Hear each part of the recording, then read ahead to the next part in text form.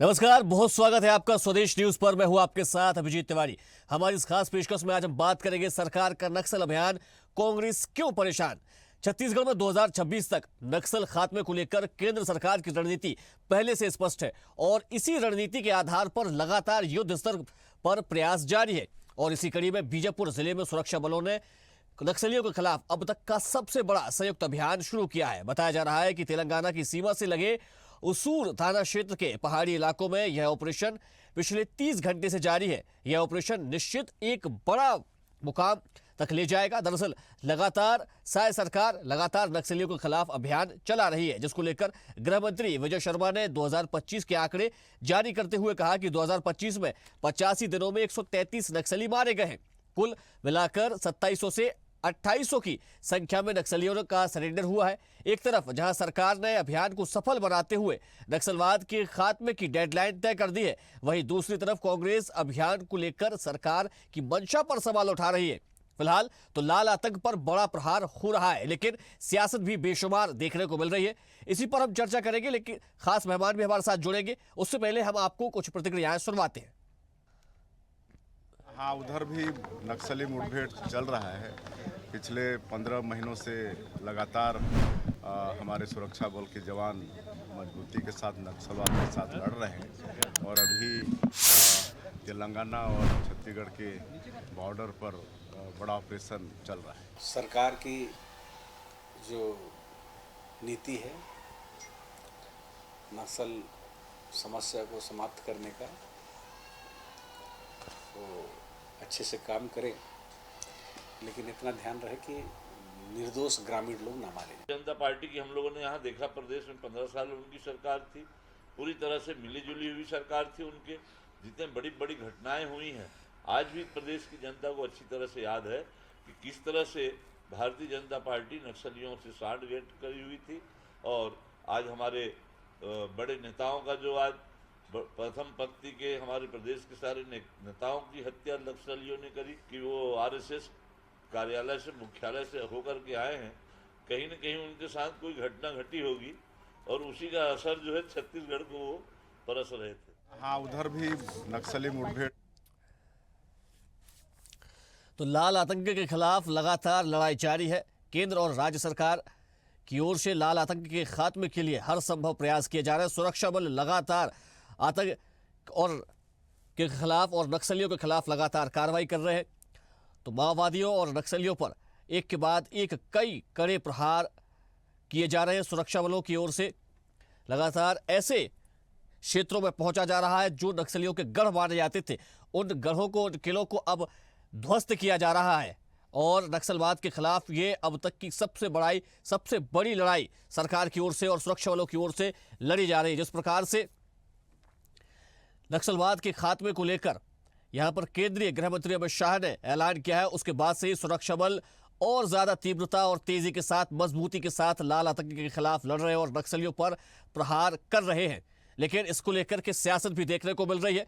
जहां केंद्र और राज्य सरकार लाल आतंक के खात्मे की बात कर रही है, तो वहीं कांग्रेस अब इस पूरे मुद्दे को लेकर सियासत का चूल्हा उड़ाने में लगी हुई है। कांग्रेस नेताओं का कहना है कि भारतीय जनता पार्टी की साठगांठ है, सरकार की साठगांठ नक्सलियों के साथ है। उन्होंने इस पूरे मामले को लेकर, जबकि लगातार कई ऐसे मामले सामने आए हैं जिसमें कई नक्सलियों को मौत के घाट उतार दिया गया, उनको ढेर कर दिया गया, उनका एनकाउंटर कर दिया, कईयों ने डर के मारे सरेंडर कर दिया। लेकिन उसके बाद भी कांग्रेस की ओर से ये बयान सामने आते हैं कि सरकार जो है वो नक्सलियों के साथ साठगांठ में है। तो चलिए आज इसी मुद्दे पर करेंगे चर्चा, लेकिन सबसे पहले परिचय करवा देते हैं अपने मेहमानों से। भाजपा से हमारे साथ जुड़ गए राजकुमार राठी जी, आपका बहुत स्वागत है, प्रवक्ता है भाजपा से। वहीं अनिल चौहान कांग्रेस से हमारे साथ जुड़ गए, प्रवक्ता है, आपका भी बहुत स्वागत है। मेरा पहला सवाल राजकुमार राठी जी आपसे, आपकी ओर से और सरकार की ओर से, यानी कि भारतीय जनता पार्टी की सरकार लगातार लाल आतंक के खिलाफ लड़ाई लड़ रही है। सुरक्षा बल बड़ी तेजी के साथ एक के बाद एक जीत हासिल करते जा रहे हैं। आतंकी यानी कि जो नक्सली है इनको सरेंडर करने पर मजबूर कर रहे हैं, या तो ये सरेंडर कर रहे, नहीं तो उनको मार दिया जाता है। लेकिन उसके बाद भी कांग्रेस कहीं ना कहीं साठगांठ के आरोप लगातार लगाती रही है और एक बार फिर से धर्मेंद्र साहू ने कह दिया है कि ये तो भारतीय जनता पार्टी की सरकार की साठगांठ है। तो आप एक बार क्लियर कर दीजिए कि साठगांठ है या नहीं। अनिल चौहान जी हमारे साथ जुड़े हुए हैं, बता दीजिए उनको आप। देखिए, ये बड़ा दुर्भाग्य का विषय है कि ऐसा विपक्ष हमको मिला है। आपको जानकारी है 126 जिले में आतंकवाद था और देश के तत्कालीन प्रधानमंत्री मनमोहन सिंह जी ने बयान दिया था कि आतंकवाद, नक्सलवाद देश की आंतरिक सुरक्षा के लिए खतरा है, लेकिन किया कुछ नहीं। इस देश में जब भारतीय जनता पार्टी की नरेंद्र मोदी की सरकार बनी और आप देख रहे हैं लगातार नक्सलवाद को लेकर हम एक चुनौती के रूप में नक्सलवाद को स्वीकार किए हैं और नक्सलवाद 126 जिले से 114 जिले में समाप्त हो गया। मात्र 12 जिले में नक्सलवाद बचा है और हमारी सरकार संकल्प लिया, हमने चुनौती के रूप में स्वीकार किया है कि मार्च 2026 तक पूरे देश से नक्सलवाद मुक्त होगा और राजधानी रायपुर सहित पूरा छत्तीसगढ़ हमारा जो प्रदेश है उसमें खुशहाली आएगी। बस्तर में जो थोड़ा सा नक्सलवाद रह गया, बहुत सिमट गया नक्सलवाद जो है, तो वहां भी जो है समाप्ति की ओर है। आप देखेंगे ये बड़ा दुर्भाग्य का विषय है। हमारे देश के नेता प्रतिपक्ष राहुल गांधी जी विदेश जाते हैं, भारत की बारे में बात करते हैं, भारत की निंदा करते हैं। हम लोग छत्तीसगढ़ी में कहते हैं कि अपनी जांग उखाड़ के अपनी जो है इज्जत को खराब करना, ये काम राहुल गांधी जी कर रहे हैं। वहां जाकर ये निर्वाचन आयोग पर आरोप लगाते हैं कि उनकी जो है पद्धति ठीक नहीं है। मैं पूछना चाहूंगा साथी प्रवक्ता से, जब राजीव गांधी जी की हत्या हुई थी, सिर्फ उस लोकसभा में चुनाव निरस्त होने की बजाय 80 लोकसभा में चुनाव निरस्त किया गया था और 25 दिन तक कांग्रेस के लोग राजीव जी की अस्थि को लेकर जो एक माहौल खड़ा करने का प्रयास कांग्रेस ने किया था, तब इन्होंने बात नहीं की थी कि निर्वाचन आयोग ने खाली एक लोकसभा में जो है चुनाव को कैंसिल करने के बजाय 80 लोकसभा में चुनाव को क्यों कैंसिल कर दिया। ये इस प्रकार से कांग्रेस की टेंडेंसी है। कांग्रेस शुरू से जो है जो करते आई है, उनको लगता है कि भारतीय जनता पार्टी भी उस प्रकार का व्यवहार करती है, लेकिन भारतीय जनता पार्टी इस प्रकार का व्यवहार नहीं करती। वो जो स्वतंत्र आयोग है, स्वतंत्र एजेंसी है, वो अपना काम करती है। भारतीय जनता पार्टी उसमें इंटरफेयर नहीं करती है। चाहे ईडी की बात करूं, चाहे सीबीआई की बात करूं, ये सब स्वतंत्र एजेंसी है और उसको मोदी सरकार में, भारतीय जनता पार्टी की सरकार में स्वतंत्रता है। वो अपने हिसाब से जो है साक्ष्य के आधार पर कार्रवाई करते हैं। ये भारतीय जनता पार्टी को बदनाम करते हैं। तो ये ऐसा नसीब है हमारा, ऐसा विपक्ष हमको मिला है, इसमें कुछ कर नहीं सकते। चलिए अनिल चौहान जी से जवाब लेते हैं। अनिल जी, आखिर लगता क्यों है कांग्रेस को बार बार ये बयान सामने आते हैं कि भारतीय जनता पार्टी की सरकार की साठगांठ नक्सलियों के साथ है, जबकि सरकार की ओर से लगातार कार्रवाई की जा रही है, सुरक्षा बल पूरी मजबूती के साथ कार्रवाई कर रहे हैं। हमने कई तस्वीरें ऐसी देखी है जिसमें नक्सली सरेंडर कर रहे हैं और अगर सरेंडर नहीं कर रहे हैं तो वो सुरक्षा बलों के निशाने पर आते हैं और उनको ढेर कर दिया जाता है। लेकिन उसके बाद भी आपको क्यों लगता है आखिर कि साठगांठ है सरकार की? महोदय, आपको बहुत विद्वान प्रवक्ता राजकुमार राठी जी को और आपके विद्वान दर्शकों को मेरा नमस्कार। देखिए, बहुत सीधी सी बात है। 3 ब्लॉकों में नक्सलवाद था 2005 तक, जो छत्तीसगढ़ के 20 से 21 जिलों तक पहुंच गया।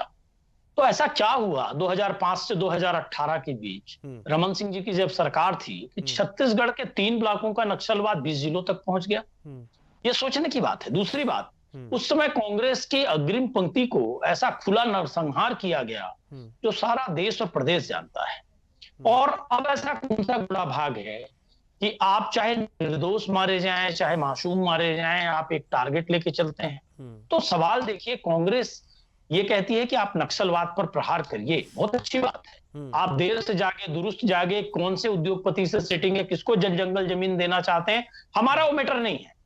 हमारा मैटर ये है कि वो गांव के लोग, वो वनांचल के लोग ये सवाल उठा रहे हैं और उस सवाल को आगे तक पहुंचाना, उस संदेह को आगे तक पहुंचाना एक विपक्ष के नाते हमारा दायित्व है, हम पहुंचा रहे हैं। दूसरी बात देखिएगा कि जो वनांचल के मासूम और निर्दोष लोग हैं, हम सिर्फ इतना कह रहे हैं कि साहब एक भी निर्दोष ना मारा जाए, उसकी रक्षा करिए।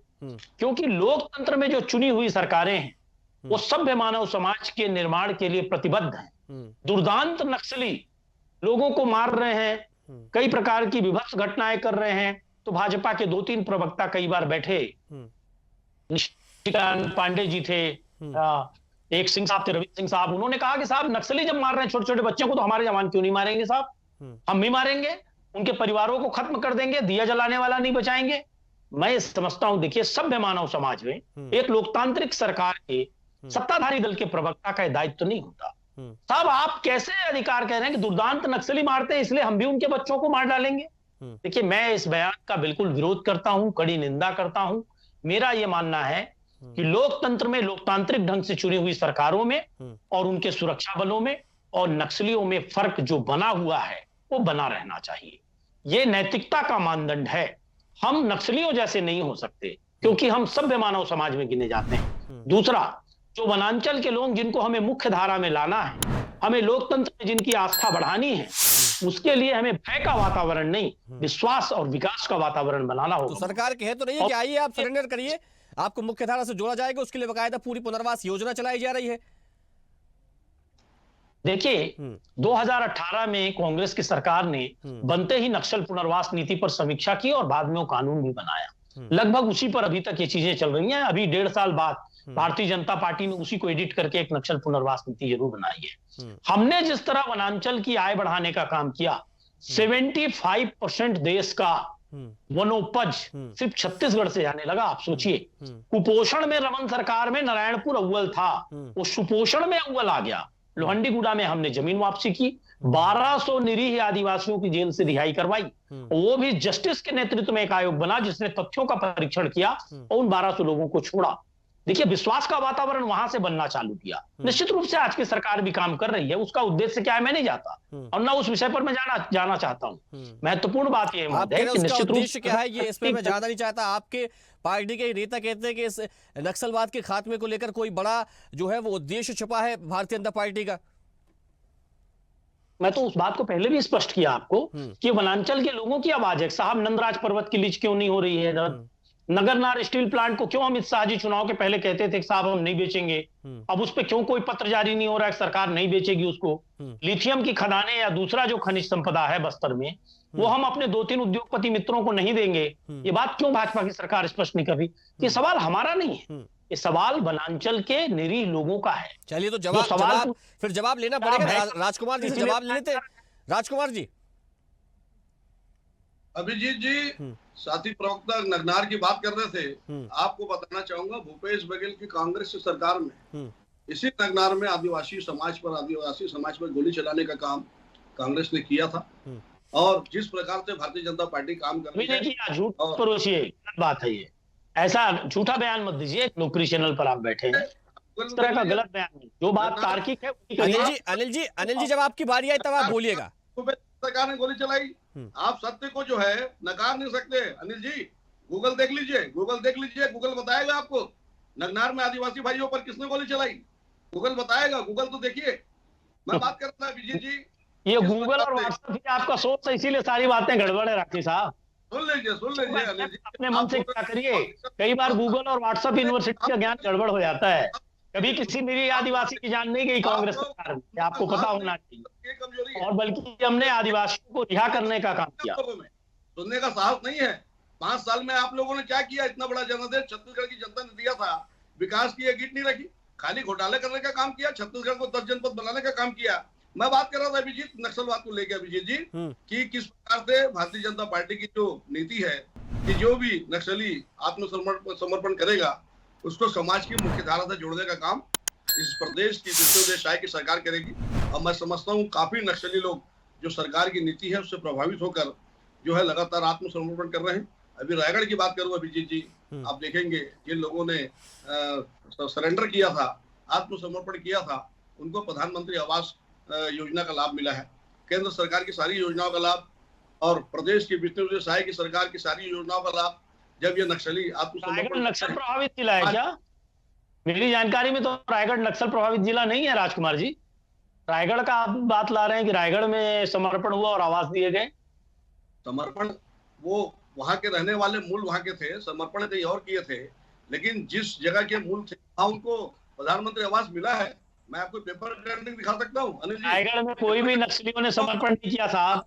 चलिए, लेकिन अनिल जी लेकिन इस बात को तो नहीं नकारा जा सकता है ना कि सरकार की ओर से लगातार जो है वो नक्सलियों के ऊपर कार्रवाई की जा रही है, तीखे प्रहार किए जा रहे हैं, और खुद देश के गृह मंत्री ऐसे क्षेत्रों में अब पहुंचते हैं जहां जो सुदूर क्षेत्र माने जाते थे, जो नक्सली बाहुल्य क्षेत्र माने जाते थे, जिनमें जाने से लोग डरते थे, अब वहां पर देश के गृह मंत्री पहुंचते हैं, आदिवासी समुदाय के लोगों से मुलाकात करते हैं। इस बात को तो नहीं नकार सकते ना आप। अभिजीत जी, गृह मंत्री जी को मणिपुर भी जाना चाहिए। क्या मणिपुर इसलिए नहीं जा रहे हैं कि वहां खनिज संपदा नहीं है? भाजपा के प्रवक्ता यहाँ चुनाव आयोग 1991 में गड़बड़ किया बता रहे हैं और इसलिए हम आज गड़बड़ करवा रहे हैं, बदला ले रहे हैं। भाई साहब, चुनाव आयोग की बात ही कहां हो रही थी अभी? अब ईडी, आईटी, सीबीआई का हम सही इस्तेमाल करते हैं कह रहे थे, चोर की दाढ़ी में तिनका। आज तो कोई बात ही नहीं हो रही थी ईडी, आईटी, सीबीआई की। तो ये ईडी, आईटी, सीबीआई ने कितनी चंदा वसूली की, वो तो मैं बहुत कोटि से कोटि धन्यवाद दूंगा ऑनरेबल सुप्रीम कोर्ट को, जिन्होंने इलेक्टोरल बॉन्ड के माध्यम से खुलासा करवाया कि हजारों करोड़ का चंदा आपने ईडी, आईटी, सीबीआई की छापेमारी कर वसूला। बात छत्तीसगढ़ की हो रही है, बात नक्सलवाद पे हो रही है, आप ईडी, आईडी, सीबीआई कहां पर चले गए हैं आप अनिल जी? कह रहा हूं, मैंने ये विषय नहीं लाया। ये 1991 में राजीव जी की मौत हुई, फिर चुनाव आयोग ने 80 लोकसभा क्यों रद्द किए? अरे साहब, आपकी पार्टी बन गई थी, आप पूछिए ना क्यों ऐसा हुआ, और नहीं तो पार्टियां थी उस समय क्या हुआ, उसका सवाल आज क्यों? आज नक्सलवाद पर बात हो रही है, मैं तो नक्सलवाद पर ही जवाब देने बैठा हूँ अभिजीत जी। और सवाल करने कि राठी साहब कभी 91 में जाते हैं, कोई भी समस्या आती है तो नेहरू, राजीव, इंदिरा, महात्मा गांधी नहीं तो दोस्त देने लगते हैं। ये चिंता का विषय है, तो मुद्दे पे आप बात करिए। अनिल जी, मेरा सीधा सा सवाल था आपसे, सीधा सा सवाल था कि अभी जो कार्रवाई वर्तमान में देखें, अगर हम वर्तमान के परिवेश पर नजर डालें तो जो कार्रवाई सरकार की ओर से की जा रही है उसको तो नहीं नकारा जा सकता ना। मैं इस पे आपकी एक प्रतिक्रिया चाहूंगा।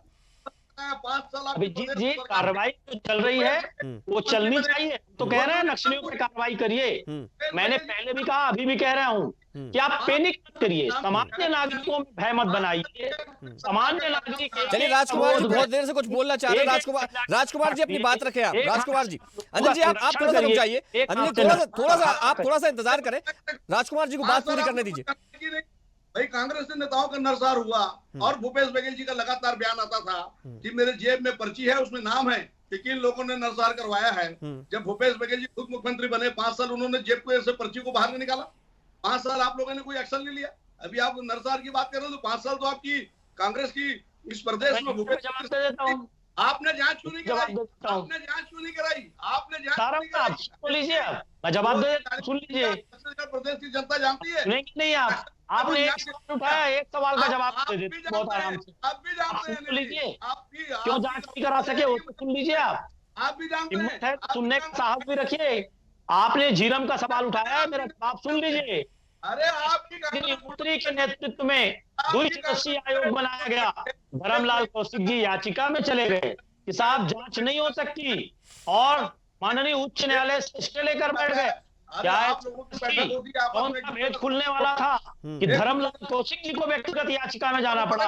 भारतीय जनता पार्टी की कौन सी यूनिट ने निर्देश दिया कि झीरम का सच सामने ना आने पाए? आप हाईकोर्ट में याचिका लगाते हैं कि एक जस्टिस के नेतृत्व में आयोग नहीं बनना चाहिए, स्टेट की टास्क फोर्स को जांच नहीं करना चाहिए। कौन सा डर है?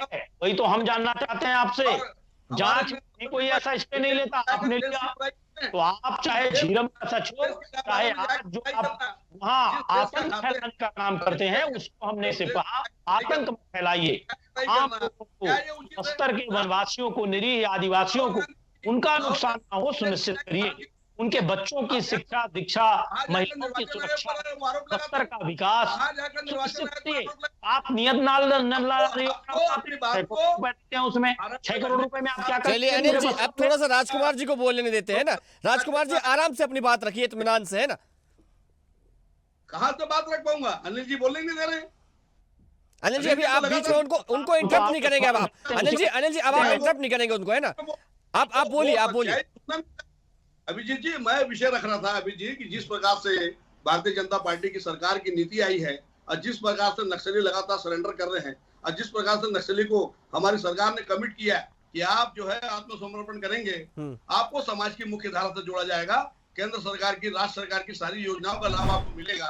और मैं समझता हूँ इससे प्रभावित होकर लगातार नक्सली जो है सरेंडर कर रहे हैं, और जिनको आत्मसमर्पण की भाषा समझ में नहीं आ रही, सरकार की भाषा समझ में नहीं आ रही, तो हमारे जवान उसको जवाब दे रहे हैं। जो प्रेम की भाषा समझेगा अभिजीत जी, उनको प्रेम से समझाया जाएगा, जो गोली की भाषा समझेगा उसको गोली से समझाया जाएगा। ये भारतीय जनता पार्टी की रीति नीति है। ये कोई कांग्रेस की सरकार इस प्रदेश में कोई तानाशाह की सरकार नहीं चल रही है अभिजीत जी। इस प्रदेश में लोकतंत्र है, जनता के लिए, जनता के द्वारा शासन है। इस प्रदेश में विष्णु का सुशासन चल रहा है। नरेंद्र मोदी जी 11 साल का उनका कार्यकाल हो गया। कांग्रेस एक भी बता दे, काजल की कोठरी में रहकर के इतनी पाक साफ है, मैं समझता हूँ ये हमारे लिए गर्व का विषय है। इस देश का प्रधानमंत्री नरेंद्र मोदी है, उस पार्टी के हम कार्यकर्ता है, हमारे लिए गर्व की बात है। अभिजीत जी। जी, लेकिन राजकुमार जी, अभी आपने जो बात कही मैं मानता हूं उस चीज को, लेकिन कई तस्वीरें हमारे सामने ऐसी आती है जिसमें जो छोटे छोटे बच्चे होते हैं, 15-15, 16-16 साल के बच्चे, वो नक्सली गतिविधियों में पाए जाते हैं। तो वे बच्चे नक्सली गतिविधियों में ना आगे बढ़े, उसको लेकर के सरकार की ओर से कोई ऐसे अभियान क्यों लगातार नहीं चलाए जाते हैं जिससे लोग ये जागरूक हो जाएं और ऐसी गतिविधियों से बिल्कुल दूर हो जाएं और मुख्यधारा से वे स्वतः ही जुड़ना चाहें? अभिजीत जी, आप जो बोल रहे हैं कि 15-16 साल के बच्चे बंदूक उठा रहे हैं, निश्चित रूप से ये सच्चाई है। अभिजीत जी, मुझे स्वीकार करने में कहीं संकोच नहीं है। आपको जानकारी होना चाहिए किस प्रकार से नक्सलवाद जो है प्रदेश में सिमट रहा है, जिस प्रकार से नक्सलियों की संख्या कम हो रही है, तो ये नक्सली लोग जो है छोटे बच्चों के हाथ में बंदूक देने का काम कर रहे हैं। लेकिन भारतीय जनता पार्टी की, विष्णुदेव साय की सरकार सजग है। हम साक्षरता को लेकर जबरदस्त मिशन चला रहे हैं। व्यक्ति जब पढ़ा लिखा होगा, साक्षर होगा और कानून को जब समझेगा अभिजीत जी, तो वो समझेगा कि अगर हम गलत काम करते हैं तो उसका परिणाम क्या होगा। इस बात पर लगातार भारतीय जनता पार्टी की, विष्णुदेव साय की सरकार फोकस कर रही है। हम साक्षरता को लेकर काम कर रहे हैं, हम शिक्षा को लेकर काम कर रहे हैं, हम स्वास्थ्य को लेकर काम कर रहे हैं। कांग्रेस की भूपेश बघेल सरकार में आपको मैं कई चित्र दिखाऊंगा अभिजीत जी की किस प्रकार 4-4 किलोमीटर दूर से जो है पेशेंट को चारपाई पर लाया जाता था, एम्बुलेंस की सुविधा नहीं होती थी। नक्सलवाद जो है मानवता का सबसे बड़ा दुश्मन है, नक्सलवाद विकास का सबसे बड़ा दुश्मन है। आधारभूत सुविधाओं को भी अगर नक्सलवाद ने जाने से वहां रोका है, तो इस प्रदेश में आज विष्णुदेव साय की, भूपेश बघेल की सरकार है। हम आधारभूत सुविधा को जो है पूरे बस्तर में लेकर जा रहे हैं, साक्षरता को हम पूरे बस्तर में लेकर जा रहे हैं, सरगुजा में लेकर जा रहे हैं। और जिस प्रकार से भारतीय जनता पार्टी की सरकार काम कर रही है, मैं समझ गया हूँ नक्सलवाद, इस बात को नक्सली समझ गए हैं कि सरेंडर करना। चलिए राजकुमार जी, एक छोटा सा सवाल और आपसे लूंगा, उसके बाद फिर मैं अनिल चौहान जी के पास जाऊंगा। आपके पास इतना बड़ा तंत्र है, केंद्र और राज्य में आपकी सरकार है, नक्सली की सबसे बड़ी जो ताकत है वो उनके हथियार है। उनको धन कहां से पहुंच रहा है, उनको जो हथियार आ रहे हैं वो कहां से पहुंच रहा है, लेकिन इतना बड़ा नेक्सस होने के बाद भी अगर आप उनकी जो मेन जड़ है उस पर वार नहीं कर पा रहे, तो कहीं ना कहीं तो फिर सोचने वाली बात होगी। अभिजीत जी, आप सब जानते हैं कि किस प्रकार से उनको फंडिंग होती थी, लेकिन अब सारी फंडिंग बंद हो गई है। और आखिरी जो आप देखेंगे, जो जहां से नक्सली गतिविधि का संचालन होता था, आज जो रिपोर्ट आ रही है कि उसको हमारी जो छत्तीसगढ़ की जो सीआरपीएफ है, आंध्र प्रदेश की सीआरपीएफ है और जो तेलंगाना की सीआरपीएफ है, घेर ली है। छत्तीसगढ़ प्रदेश से बहुत जल्द जो है नक्सलवाद जो है छत्तीसगढ़ से समाप्त होगा। इस बात को मैं आपको विश्वास दिलाता हूं। हमारे गृह मंत्री जी ने मार्च 26 का कमिटमेंट किया है, लेकिन अभिजीत जी बहुत जल्दी छत्तीसगढ़ जो है प्रदेश जो है नक्सलवाद से मुक्त होगा और प्रदेश में सुख समृद्धि शांति दिखाई देगी। आप कह रहे हैं 2026 तक नक्सलवाद से मुक्त हो जाएगा देश, छत्तीसगढ़ मुक्त हो जाएगा। विपक्ष इस पर भरोसा क्यों नहीं जता पा रहा है? फिर देश की सुरक्षा के लिए खतरा है। अब हम अपने कर्तव्य की तीसरी कर लें। ये कोई कांग्रेस सरकार नहीं है। हम जो कमिटमेंट किए हैं, जिन कमिटमेंट के आधार पर इस प्रदेश में भारतीय जनता पार्टी सरकार बनाई है। चलिए अब जल्दी से एक आखिरी कमेंट ले लेते हैं अनिल जी से।